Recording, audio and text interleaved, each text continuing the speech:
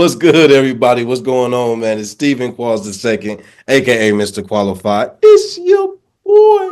And we're back for another episode of the Wright Quality Podcast. Friends, co-host, please remind the people of who you are. Introduce yourself to our new audience members. Ashley Wright the first, but straight here on the pod. Had to switch it up. Cutest nails. There's no competing. Yeah, no competing on the nails there. Yeah, no dirt. Come on now. Period. No dirt. That's a good one. That's a good one. Pre-filed.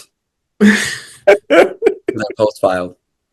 Are there new people that are coming on to the hello? Great to see you all. If you're a familiar face that is just now seeing this, also hello. God, leave. Sorry. Sipping from the cup is very hard. Segue. Unhinged. But the first thing that we have to talk about is the thing that Ashley guessed wrong. However,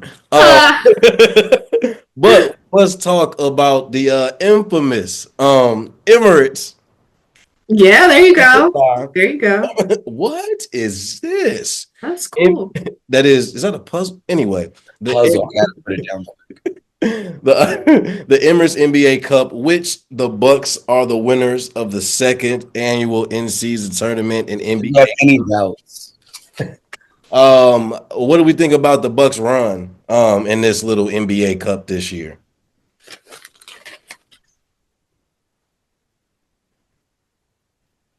Was it an earned win, or were the Thunder just off in terms of shooting? I mean, everything is earned in this league. Nothing is given.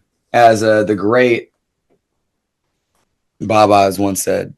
Like, I could see if it was a bad shooting night because the defense was just amazing. But that's not the case. It was just they got the shots that they normally get. They weren't able to knock them down.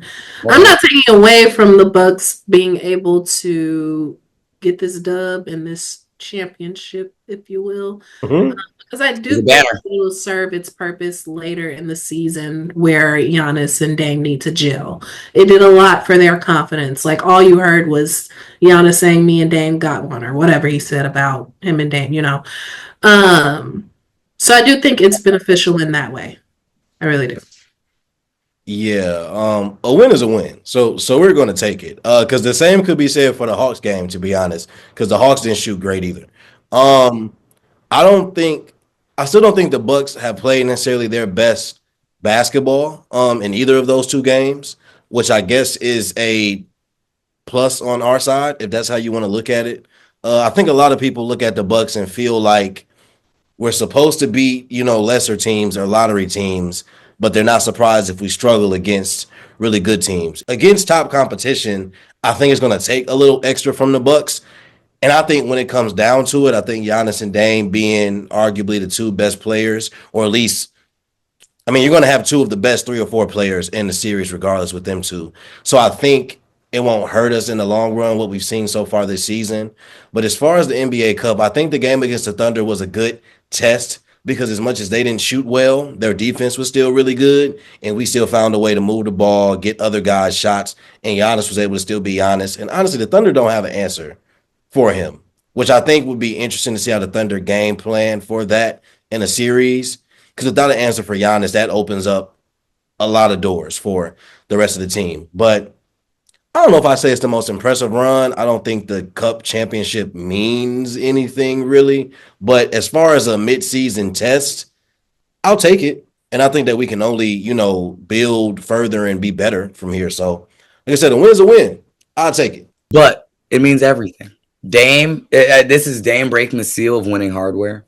Don't do that. Don't give him that. You're right. His All-Star MVP. Let's not forget. But no, I think it's good for this team to see that. Did they shoot terribly? Yes. But there wasn't one man out there playing defense, Andre Jackson Jr. It wasn't offense. So he is there making an impact, and he will be that guy to, be our Lou Dort, be our Cephalosha. I think it's, just good to see those young guys get important minutes against a good team that, the league says is going to, take over. So, they don't have Chet, honestly. So we'll have to see what they look like fully tooled. But I don't know. It's good that Chris can get in there, get solid minutes, have an impact. It's good to see the big three win. And that big to big connection shows Brooks' value still. I don't know. Maybe get a trade in here for a couple unnamed people for another 3-and-D wing, and then really see that next level develop between us. Because I think that's the only thing that kills us against teams like Cleveland. Struggle against teams like the Hawks. They're young and they can move and play the modern game of basketball at a really fast pace. And it's hard to do when you're one of the older teams in the league. So I don't know. Still shows that we can tweak some things, but we can still beat those teams, that they say have an edge on us. Yeah, I agree with that. And I guess I'm curious, do either of you all think there's a move that the Bucks can make that will either guarantee or at least more definitively make them feel like contenders? Because we know that the Bucks, are tight money-wise. So there's only so many players that they can move, and it's looking like there's only so many players that either have a desire or are willing to be dealt here and kind of want to be in Milwaukee, and just available in regards to what it would take and how much it would take to get them. So are there any feasible moves out there that you all have noticed or that you all think may actually benefit the Bucks in a championship run this year? Can't do any one-on-one trades, so it'd have to be multiple player package for one. Yeah, and maybe some picks, or that 1-to-1 trade probably ain't gonna get us who we really would want, but because it would have to probably be Bobby, Pat, Marjan, a draft pick, one of those three. Combination of 4. Yeah, it'd be a lot to move all 3 of them though. No, I'm just saying those are like a PJ Tucker. So I used to think that PJ would work, but I think PJ is old just like the rest of the roster. We did this. And we've done this. And I think PJ is a great fit for what we would ideally like to do. I think we're well past PJ's. Could we not just pick him? I'm not saying like him in particular, but a player. I think y'all would benefit from a player like PJ Tucker. Maybe like a Norman Powell or. We had that chance. We did have that chance. He definitely not going to be available now. I know we have been linked to the Nets, and I know whether it was Dorian Finney-Smith or Cam Thomas. I don't know how that trade. I'd love to be Cam, but the contract might not work. It'd have to be, someone big for that. But Dorian, I could see us getting. And the Bucks will be. I just don't know how much the Bucks will be willing to do, and what type of package gets us a guy who will fit into what will become a limited rotation anyway. Mm-hmm. If we are gonna move a Bobby and a Pat or a Marjan or whatever the case may be, then you're gonna need somebody who can easily be your 6 or 7 man. Well, definitely 6 man ideally, with Bobby being gone. But in all honesty, I don't really expect us to move Bobby unless somebody of really high priority is on the table. I think they're going to, this is Bobby's last year on his contract. So, and since there is no extension, maybe they're trying to get to the offseason and figure out, okay, what is this roster going to look like based on, where we ended the season before they decide anything.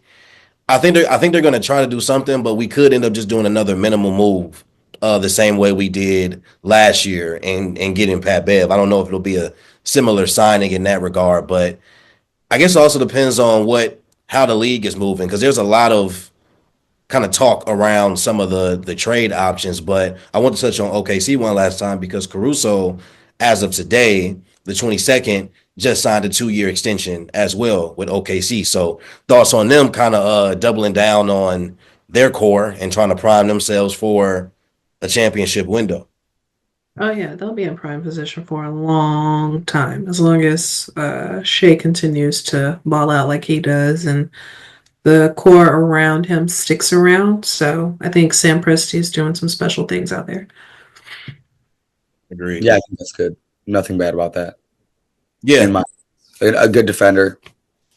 Yeah, with their youth and their window, I think Caruso is a perfect vet for that situation. So be interesting to see what they can do with this window. But with the Bucks winning the NBA Cup, and with the talk of Giannis this season and the MVP race, when you look at Jokic's numbers and the Nuggets record, and you look at Giannis's numbers and the Bucks record, I'm trying to understand how Jokic would be the leader in the MVP race than Giannis would. If we're not talking team record, and if we're not outside of, I mean, Jokic, of course, being on the verge of averaging damn near a triple double, but he's not averaging as many points as Giannis. I think Giannis may be averaging a few more rebounds. And I'm sure Jokic has him on the assist, but Giannis's numbers have been absolutely ridiculous, let alone the shooting efficiency. So with what we've seen this season, why do you think Jokic may be getting the nod over Giannis in terms of the MVP race? 50% free 3-point shooting, second best in the NBA, advanced metrics, and the record's better than ours, correct? Right? Slightly so. His narrative, it's you know how our season started. Even more reason though, right? Huh? Even more reason though, right? No, they want Giannis to go somewhere other than Milwaukee so bad. I'm gonna be honest, I haven't been paying close attention to Denver. But I did not know Jokic was second best in the NBA from beyond the arc, and doing that as Prince and in front of AJ Green. Yeah, that's insane. And he's a big, like, doing 50. All this, 50%. Yeah. Crazy. Doing all of this as a center is crazy. And then that's almost Giannis's free throw percentage. So it's like that's always going to, they're always going to find a way to hate and, call him running duck, man. And Jokic is more aesthetically pleasing. If Giannis could shoot at least 70% from the free throw line, he'd easily be averaging 35. Easily. And I guess narrative to me is kind of where I feel like this whole myth should be debunked, because who was responsible for turning around the Bucks season for the most part? Dame missed some games in there. Middleton didn't come back until the beginning of December. And Giannis kind of went on this stretch of we saw some of the games. You said what? Didn't Giannis have 60? Am I losing my mind? I think it might be like 50. He had like 54, like 57 or something. I think that was a game against the Fox had 61. Yeah. No. Yeah, you're right. I think it was the same night that Cat might have had like 50 or 60. Because Giannis got on that night that it was him, Cat, and somebody else scored they all scored like over 50 or over 55 or something like that. Okay. But he's been putting together some crazy performances, and he's been willing Milwaukee to a lot of wins. And that doesn't mean that Milwaukee has always played, terrible, but I think he's just been extremely dependable for them. And you can, if you're going to look at Jokic's shooting 50% from three, then you can look at Giannis's stretch of games where he didn't shoot less than 50%. You can look at all the intangibles, and that's why I say it should be closer. But if Jokic is first on that list and Giannis is 4 or 5, if it's not team record we're talking about, it'd be different if Denver was beating us by a large margin as far as record, and Jokic was doing this, then it would be more clear to me. But if we just going off the individual stats at this point and importance to team, it's way closer than the latter would suggest. But I do agree that the NBA kind of has something against Giannis. I don't know if it's Giannis. I don't know if it's the Bucks. I don't know what it is, because I still think it's crazy that we don't have a Christmas game, the way things are looking. But nonetheless, Milwaukee, San Antonio is right there.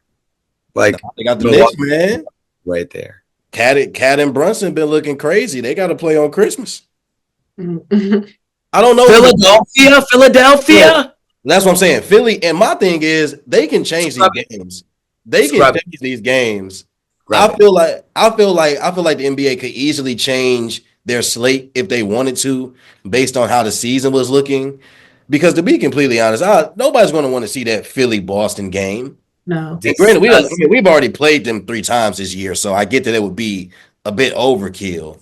But they could easily switch that slate around, if you ask me. They already had to do it for the in-season tournament, so it's not the Mhm. craziest idea in the world, but Make that I Houston digress. OKC instead.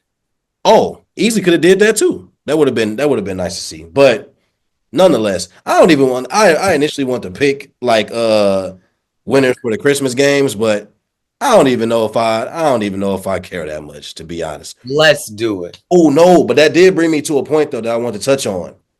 How do we feel about the NFL starting to take the NBA lunch money and take over Christmas Day? Because that's supposed to be the NBA day. Thank you. Thank you. Because if we were stuck, I'm gonna be honest, the NFL really dropped the ball for Thanksgiving.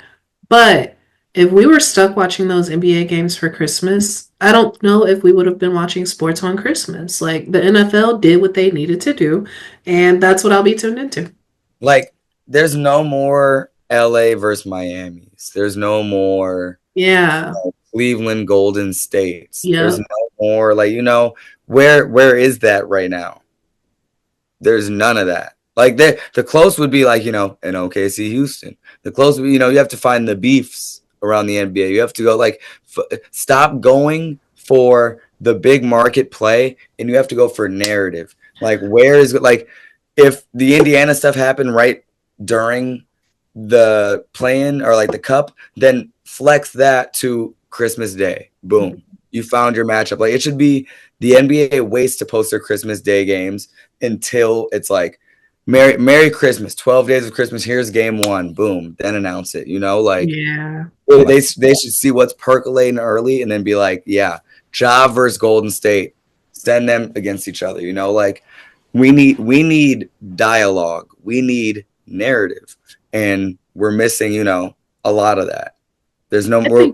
What did Michael Irvin say? We're losing recipes at a high rate. I think too that they're trying to make that Boston 76ers kind of like that Golden State Cleveland feel, and it's just not working. Like it's not it's a fake rivalry. Even in it is, it's one-sided. Boston. Mm-hmm. It's disgusting. It's nasty work.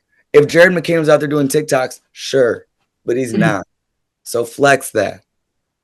Honestly, I'd rather see Golden State versus Boston. If you're going to put anybody up against Boston, well, this season, if you were going to put anybody up against Boston, it should have been Cleveland, Milwaukee, if you wanted to go there, because there's a narrative there. But Golden State would be a better game narrative wise, in my opinion.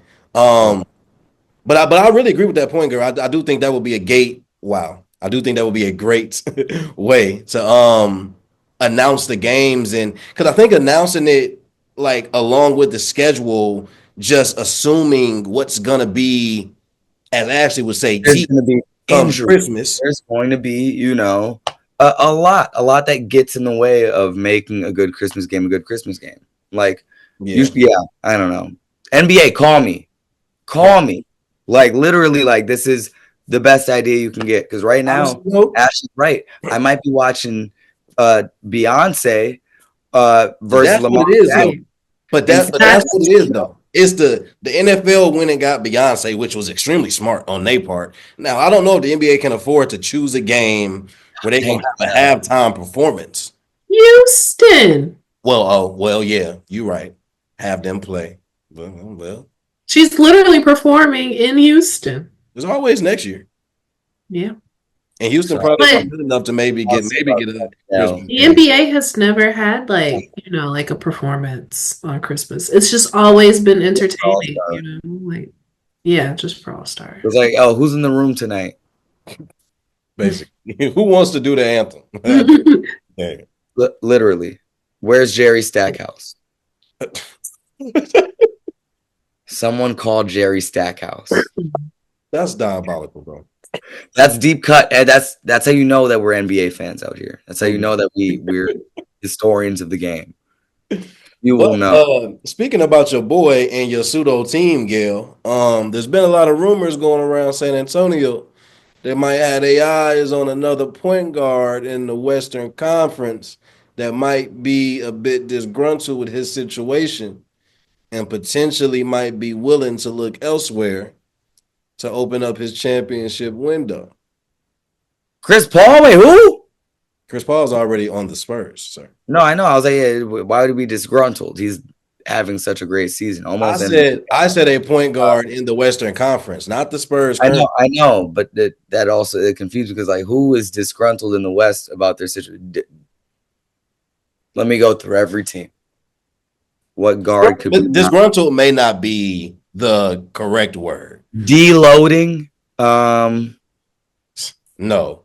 This would be a major move though. This is a top point guard in the Western Conference. Devin? No. That's disgruntled. Take disgruntled out of it. Tyus Jones. It would be a major move. Yes. I go like no. Dylan Brooks. Oh, Jamal. No. Oh, I thought I ate with Jamal. Jenny with Jamal because he's been but they're gonna trade MPJ, I guess. More than likely. Disgruntled. Is Bones Highland disgruntled again?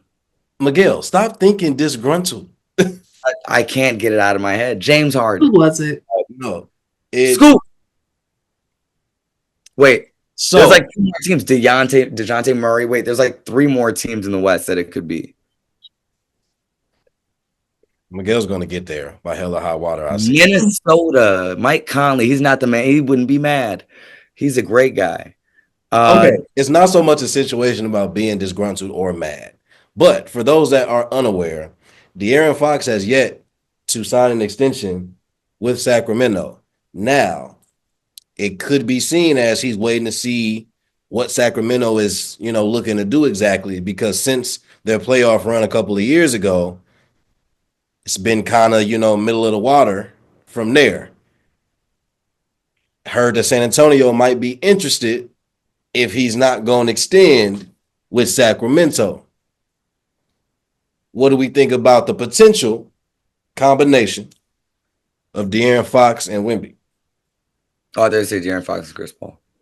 You gotta let this go, Gail. Yeah, please. Back guard combos. What? Tell me. You gotta let this go, Gail. The quickest and the smartest, right? It's like Master Splinter, and then pick any one of the 4 Ninja Turtles. All right. Thoughts on the duo? I was letting you. Wemby and De'Aaron would be great. As long as Chris Paul, so I mean, it's kind of hustling backwards. I don't know. We're really Chris Paul not getting you a championship, Miguel. He'll get you there, and then you have to do the rest to go get you where. He'll get you. He will, and then he'll just get there. And then you got to get the rest. Like if you get to the finals, he'll get you 2 of those, and then if you're DeAndre Ayton, you just can't. He's not the same Chris Paul, man. But no, it's a cute duo theoretically. I'm not scared of the duo, but it's cute. Interesting. Why would you be scared of them?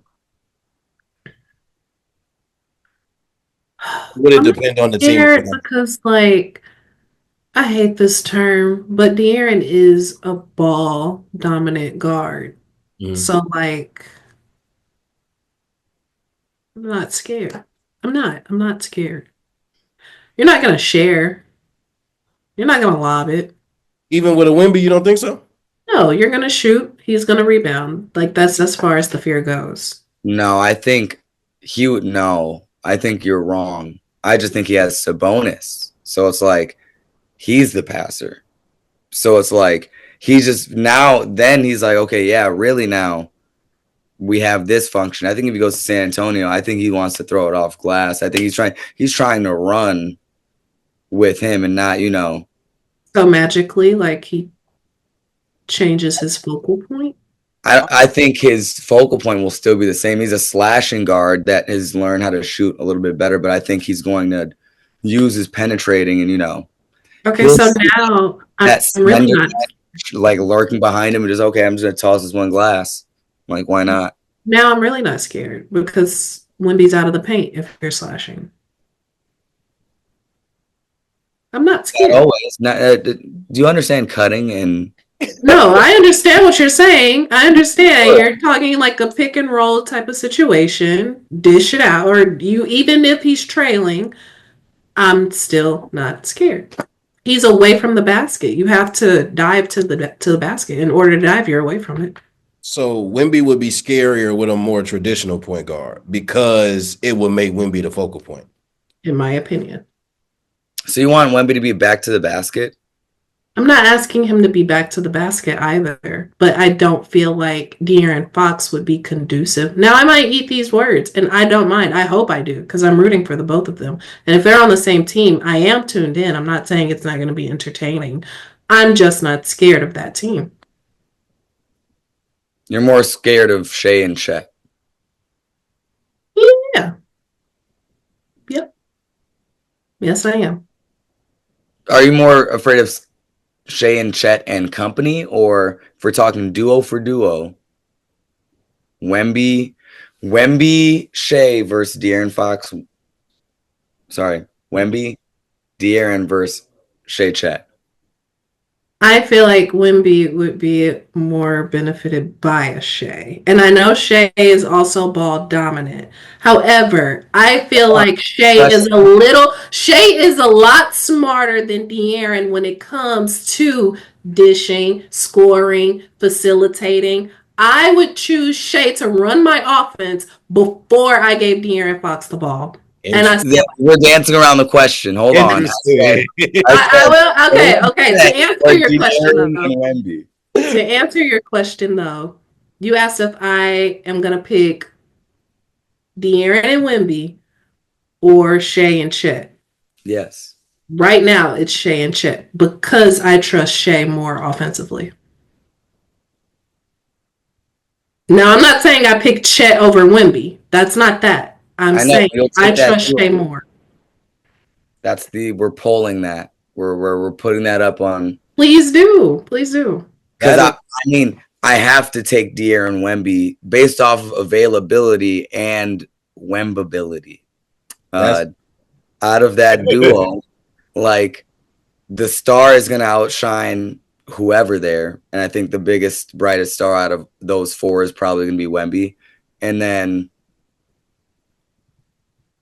from there Shea, and then from there, Chet and De'Aaron duke it out for 3B, 3A. But, I think, I don't know. I'd be more fearful of the one duo versus the other. The team around it, that's a different story to ask. If you're saying which core, but duo for duo, I'd possibly take De'Aaron and Wemby. I would.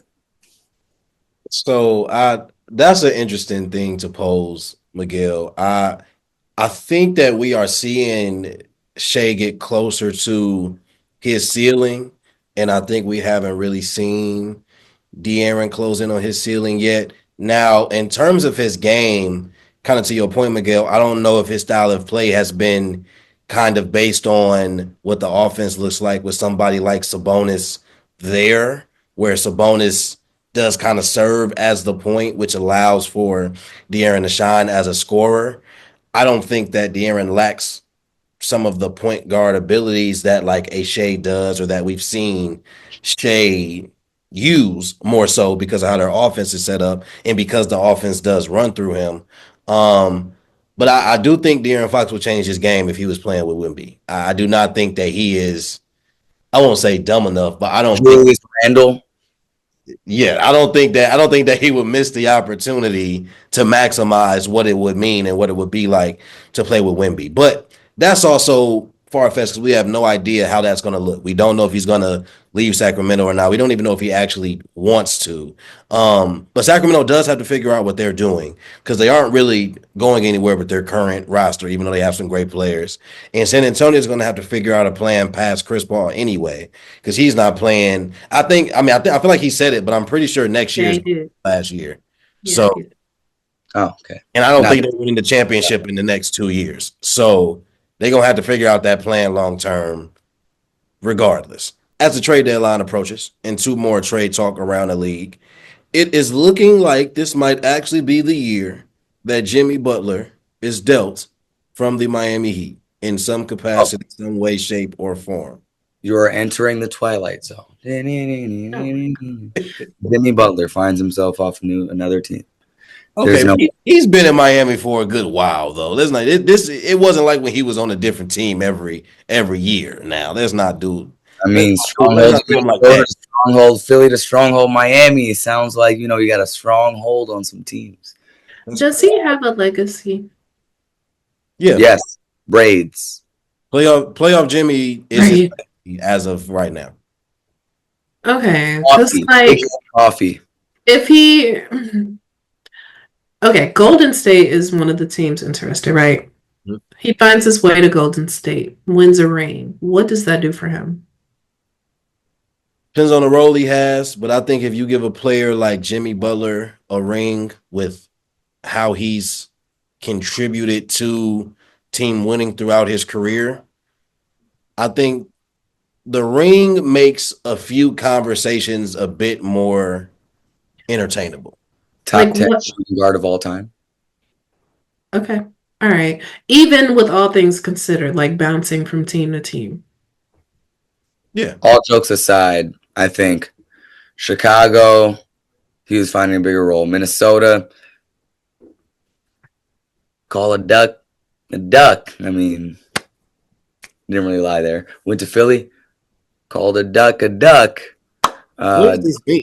What does this phrase mean in this Called context? out the stars and he well, How he's soft pretty it was. It smelled like I mean, something. I And don't then think he wasn't wrong in either of those situations either. Philly, they maxed out Tobias Harris ahead of him. I would have dipped too.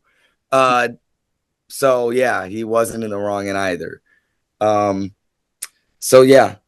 Sorry, yeah. All jokes aside of what I was saying before, he had 2 valid reasons to go somewhere, so he's not really a team hopper. But Okay. everything's bigger in Texas, baby. He loves himself some country and no taxes. I see him going to a Dallas. I see him going over there. Dallas He's doesn't from Houston. Houston makes more sense. What would he Houston, they already have a menagerie of guards. What do they give up? I mean, Amen Thompson makes so much sense in Miami. I mean, it depends on who Miami wants to. It depends on who Miami wants. Do not give Miami Amen Thompson, please. Him, Khalil Ware, like defensively So- down there, it would be Okay. More importantly, if Jimmy gets traded, what should be Miami's plan for after that? You still have Bam, and I think still he have builds with Tyler Hero. You ascend Tyler. Yeah, like I think that's the core you build around. It's Bam, Tyler, and then you pick up an Amen Thompson, you pick up another defensive guard and maybe a Dylan Brooks, something to stir some up. Like you're not losing attitude from Jimmy to Dylan. You get another good young guard piece to play with, and then Khalil Ware. I think that's a solid core. And Triple Jovic, J. I don't think that's bad. I don't think that's a bad haul for Jimmy, to be I don't honest. think it's a bad haul. I wonder long term what they're going to do. I guess it depends on who ends up fitting around Tyler and Bam. I think all those guys, like they just are there to play D and run and gun. Like that yeah. But can Tyler Some be ideas? Can Tyler be your number one offensive option? And is it sustainable? And what does that make the ceiling for your team? I don't think neither one of them will be a 1A. I think they'll be like, 1B each, like not necessarily be like, yeah, this is their star player. I think it's going to be how it is in Miami, where it's like Bam will have a night, Tyler will have a night, and then you just grit and grind through the season and still win series based off of playing high quality defense and mucking the game up. So I don't think that it hurts them because that's kind of their style. I don't. If they were to get those two, Yeah, I would hate it as a Bucks fan. fair enough. Yeah, it'll be really interesting to see. I don't know about There's a Jimmy for Van Vliet.